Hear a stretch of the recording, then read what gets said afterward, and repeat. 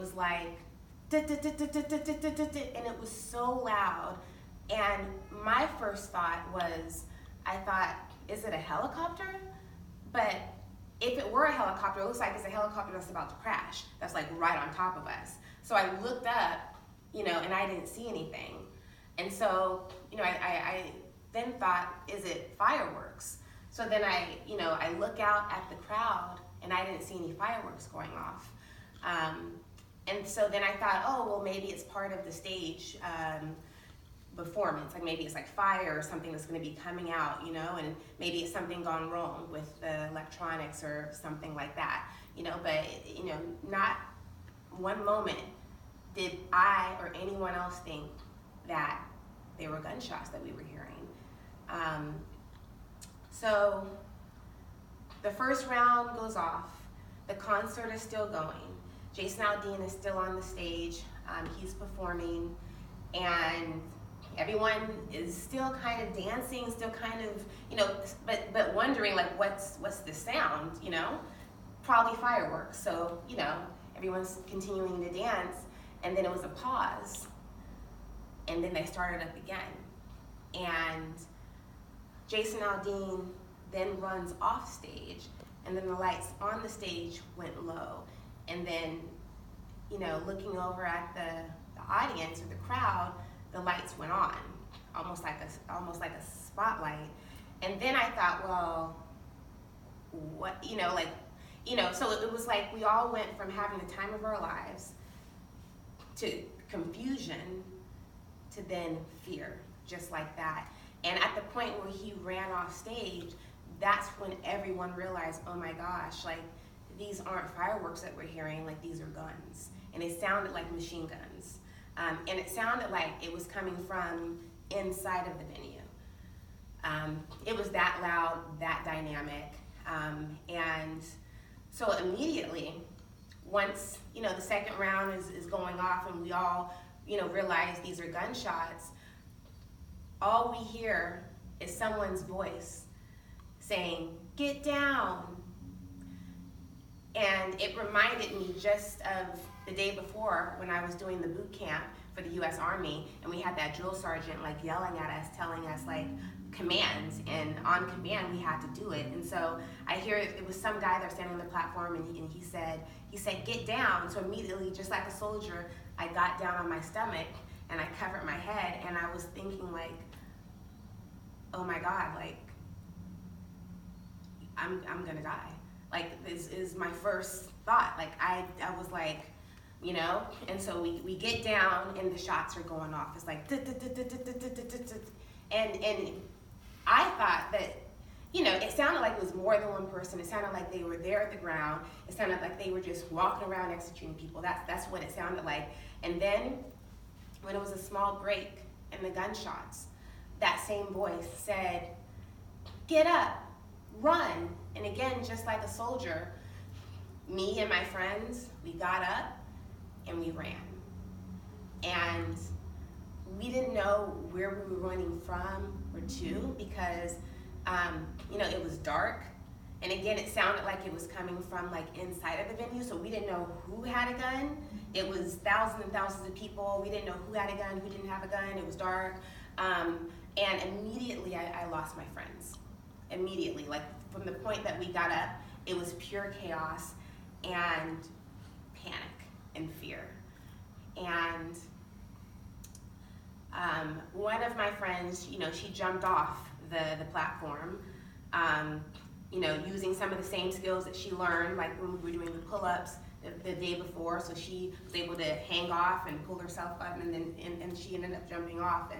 And I ran down the stairs, and my other friend ran down the stairs, and then from that moment on, I didn't see them for, maybe 7 hours later. So somebody created like a small opening, because basically we were all kind of trapped in this gate, or like this like fenced off area, right? So someone created an opening in one of the gates, and so little by little we kind of squeezed through this gate to get out of the concert like venue. And then I thought to myself, well, at that point, I looked around and I didn't see my friends. I lost them. And so I thought, well, what do I do now? And again, the gunshots are going off continuously, like continuously.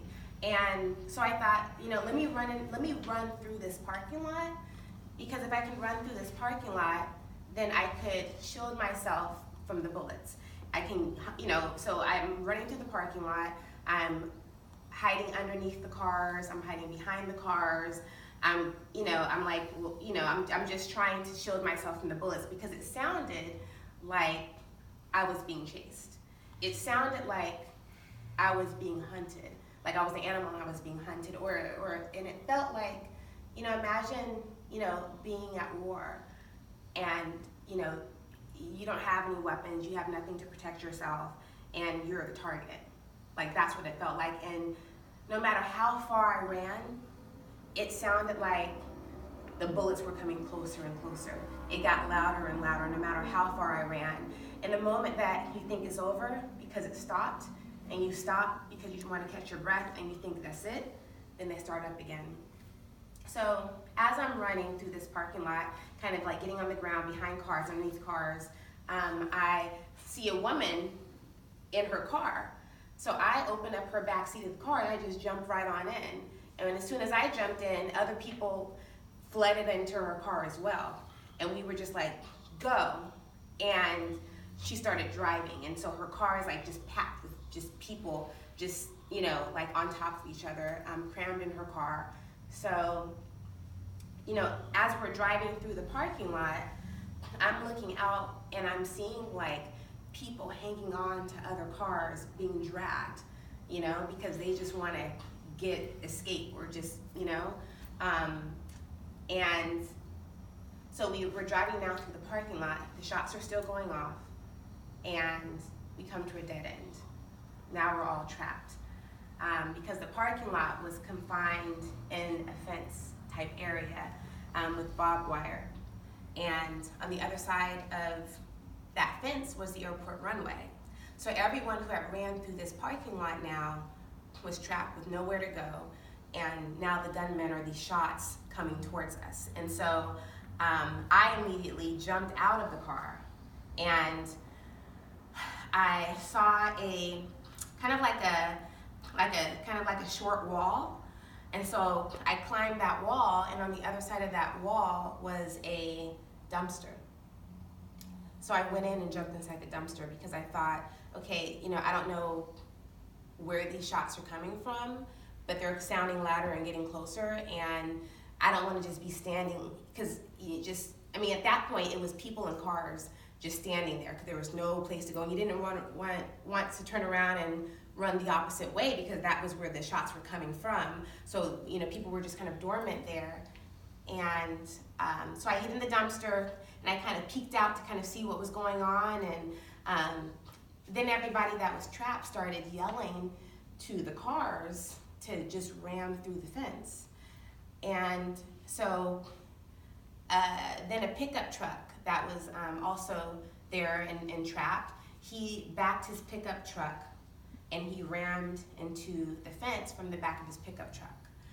And so now we've created like this small opening into this fence. So everybody that was trapped, they all run through this small opening in this fence and onto the runway of the airport. So now we're on the runway of the airport, and people are just scattered. People are running just like scattered on the runway, and it's dark. And all I could think about is, I'm either going to get hit by a plane or a shot in the back, the bullet. And, I was by myself. I didn't have anyone with me. I was, I didn't know what to do. And as I'm looking around on this runway of the airport, I'm seeing like people kind of hiding in the, where the propellers are of a plane. They were like hiding in there, like in the engine part, like any place that they could find for shelter, they were hiding. And on that runway of the airport, I found a door. So I go to check to see if the door was open, and it was, and I opened the door, And inside was kind of like a storage room that had like supplies and like water and stuff like that. And there were like maybe like 20 people that were also hiding, that were already inside of that like storage room area. One of the people that was there was a girl who had been shot. And so now we're hiding in the storage room, and I get this text from my friend Susan, and she's like, Kinya, are you at the concert? Are you okay? Are you safe?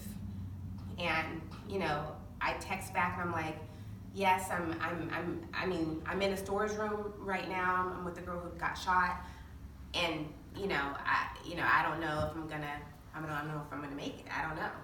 And at that moment, it was the first moment that I realized, like, this is real. Like, this is really happening. Like, this is, this is actually happening.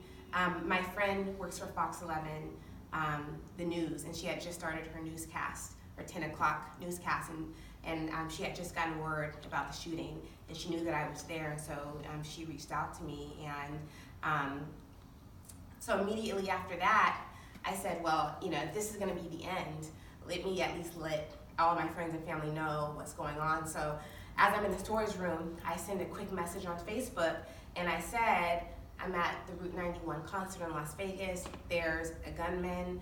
I'm with the girl that's been shot. I'm in a storage room. I'm scared, help. And I sent that message. And, I thought that might be the last message that I ever send. And so from that moment, I was like, okay, well, we can't just stay here. Like, we have to move. 'Cause all I could think about was the shooting that happened in the nightclub, and how everyone was confined and trapped with this gunman. And I didn't want to be in a hostage type situation, because now